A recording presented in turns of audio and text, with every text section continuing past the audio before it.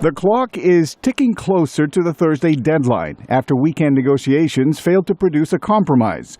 On Monday, President Obama spent part of his day at a Washington food pantry, thanking volunteers, some of them furloughed government workers. This week we'll be entering into the third week of a government shutdown that was completely unnecessary. But by Monday afternoon, Senate Majority Leader Harry Reid and his Republican counterpart Mitch McConnell said a deal was within reach. I'm very optimistic that we will reach an agreement that's reasonable in nature this week to reopen the government, pay the nation's bills, and begin long-term negotiations to put our country on sound fiscal footing.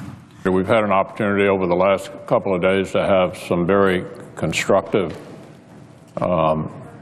exchanges of views about how to move forward.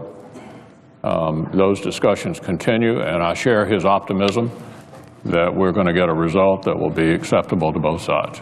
But while Republicans appear to have given up hope of defunding President Obama's health care reform, Democrats are now pushing for an end to spending cuts brought on by the earlier sequester. Without a deal soon to raise the nation's $16.7 trillion debt ceiling, some economists say the fallout could be disastrous. Yahoo Finance editor Rick Newman says no one knows for sure. I think that's going to trigger a kind of chain reaction in financial markets that's extremely unpredictable.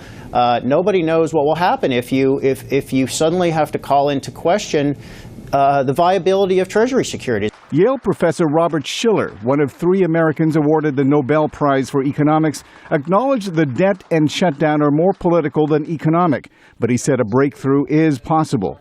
It's my sense that we still have in this country a sense of cooperation that will emerge and prevent a default. Less certain, though, is whether an agreement reached in the Senate will win support in the Republican-led House of Representatives.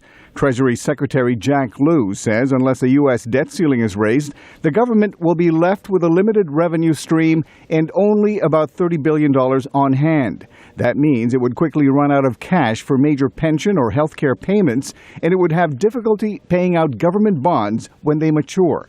Arcega, VOA News, Washington.